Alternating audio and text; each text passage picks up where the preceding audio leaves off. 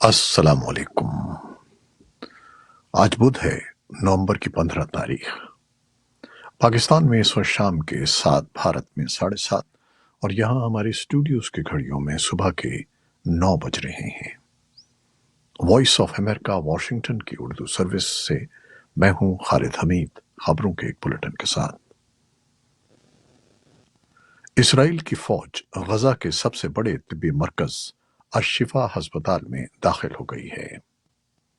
ہسپتال میں داخل ہونے سے قبل اسرائیلی فوج نے حماس کے جنگجوؤں سے ہتھیار ڈالنے کا مطالبہ کرتے ہوئے ایک بیان میں کہا کہ خفیہ اطلاعات کی بنیاد پر اور آپریشن کی ضرورت کے مطابق اسرائیلی ڈیفنس فورسز الشفا ہسپتال کے مخصوص حصوں میں حماس کے خلاف ٹارگیٹڈ آپریشن کر رہی ہیں۔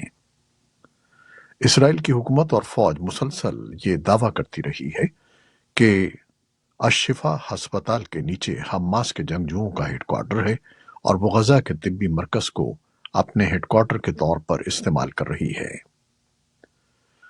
دوسری جانب وائٹ ہاؤس نے بھی اسرائیلی موقف کی حمایت کرتے ہوئے کہا ہے کہ فلسطینی عسکریت پسند گروہ حماس کا غزہ کے الشفا ہسپتال میں ایک کمانڈ سینٹر ہے، جس کی وجہ سے اسرائیل کو فوجی کارروائی کرنا پڑی ہے۔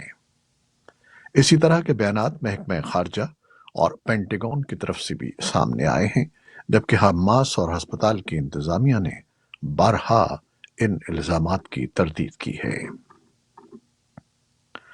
ڈاکٹرز وداؤٹ بارڈرز کا کہنا ہے کہ شفا سہولت کے قریب اس کے 3 احاطوں میں سے ایک میں منگل کو گولیاں چلائی گئیں، جہاں اس کے 100 سے زائد افراد کا عملہ اور خاندان کے افراد مقیم ہیں۔ اس گروپ نے، جس میں 65 بچے شامل ہیں، کہا کہ اس کے پاس کھانا ختم ہو گیا ہے اور وہ اسرائیلی فوج اور حماس سے لڑائی سے محفوظ راستہ نکالنے کے لیے کہہ رہے ہیں۔ فلسطینی وزارت صحت نے منگل کو بتایا تھا کہ بجلی کی کمی کے باعث محاصرہ شروع ہونے کے بعد سے اب تک 40 مریض، جن میں 3 شیرخوار بچے بھی شامل ہیں، ہسپتال میں دم توڑ چکے ہیں۔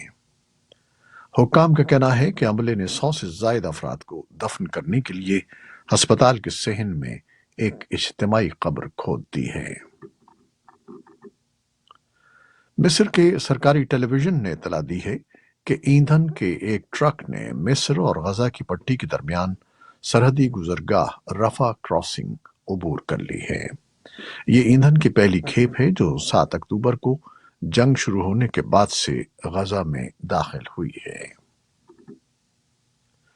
امریکی دارالحکومت واشنگٹن میں ہزاروں افراد نے مارچ فار اسرائیل نامی ریلی میں شرکت کی، جس کے لیے شہر میں سیکیورٹی کے انتہائی سخت انتظامات کیے گئے تھے۔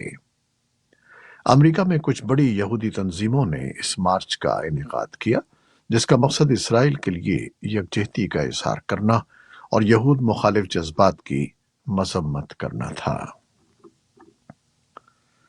بھارت کے زیر انتظام کشمیر میں ایک مسافر بس کے ایک گہری کھائی میں گر جانے کے نتیجے میں 37 افراد ہلاک اور 18 زخمی ہو گئے ہیں۔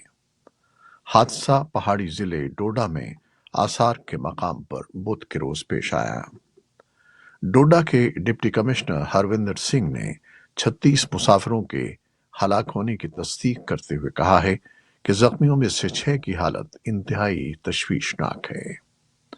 انہوں نے کہا کہ حادثے کی تحقیقات کا حکم دے دیا گیا ہے۔ پاکستان چین کے ساتھ بحیرہ عرب میں ایک ہفتے پر محیط بحری مشقوں کی میزبانی کر رہا ہے، جن کے بارے میں عہدیداروں کا کہنا ہے کہ ان سے بحری سیکیورٹی کے خطرات سے نمٹنے کی ان کی مشترکہ کارروائیوں کی صلاحیت میں اضافہ ہوگا۔ دونوں پڑوسی ملکوں نے کراچی کے ایک بحری اڈے پر شمالی بحیرہ عرب کے پانیوں اور فضا پر یہ مشقیں ہفتے کو شروع کی ہیں، جو 17 نومبر تک جاری رہیں گی۔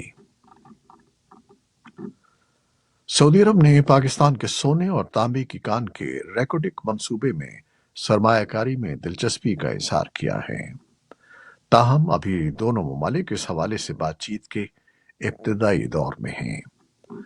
وزیر اعظم کے مشیر برائے خصوصی سرمایہ کاری کونسل محمد جہازیب خان نے صحافیوں کو بتایا کہ حصص کی ایویلیویشن اس سال کے آخر تک مکمل کر لی جائے گی، جس کے بعد ریاض کے ساتھ اس معاملے پر حتمی بات چیت ہوگی۔ پاکستان کی جانب سے امریکی کمپنیوں کے ذریعے یوکرین کو کروڑوں ڈالر کا اسلحہ فروخت کرنے کا معاملہ مقامی اور عالمی میڈیا میں موضوع بحث بنا ہوا ہے۔ ماہرین کے مطابق جو اسلحہ فروخت کیا گیا ہے اس کا شمار ان آئٹمز میں نہیں ہوتا جن پر عالمی سطح پر کوئی پابندی عائد نہیں ہے۔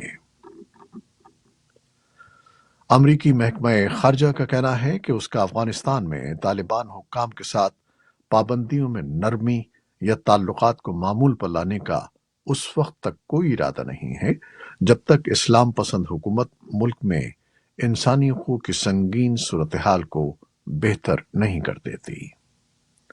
محکمہ خارجہ کے ترجمان نے وائس آف امریکہ کو بتایا کہ امریکہ کا پختہ موقف یہ ہے کہ جب تک تمام افغانوں کے بنیادی حقوق کو برقرار نہیں رکھا جاتا تب تک معمول کی طرف کوئی اہم قدم نہیں اٹھایا جائے گا۔ طالبان کی وزارت صنعت و تجارت کا کہنا ہے کہ طالبان اور پاکستان کے وزراء نے ازبکستان کے نائب وزیر اعظم کے ساتھ 6 فریقی مذاکرات کے بعد ایک یادداشت پر دستخط کیے ہیں جس کے تحت تینوں ممالک کے درمیان تجارت اور راہداری کے معاملات کو حل کیا جائے گا۔ امریکہ کے صدر جو بائیڈن اور چینی صدر شی جن پنگ بدھ کو سین فرانسسکو کیلیفورنیا کے قریب ایک تاریخی مقام پر بات چیت کریں گے۔ ایجنڈے میں سرفہرست معاملہ دنیا کی ان دو سب سے بڑی معیشتوں کی فوجوں کے درمیان عام مواصلاتی ذرائع کو بحال کرنا ہے۔ چین نے اگست سن 2022 میں ان رابطوں کو منقطع کر دیا تھا جب اس وقت کی ہاؤس اسپیکر نینسی پیلوسی نے تائیوان کا دورہ کیا تھا۔ بیجنگ خود اختیاری والے اس جزیرے کو اپنی سرزمین کا حصہ سمجھتا ہے۔ امریکی ایوان نمائندگان نے منگل کو 95 کے مقابلے میں 336 ووٹ دیے تاکہ ہفتے کے روز جزوی حکومتی شٹ ڈاؤن کو روکنے کے منصوبے کی منظوری دی جائے، لیکن ساتھ ہی ساتھ سن 2024 کے اوائل تک اخراجات کی ترجیحات پر متنازع بحث کو آگے بڑھایا گیا ہے۔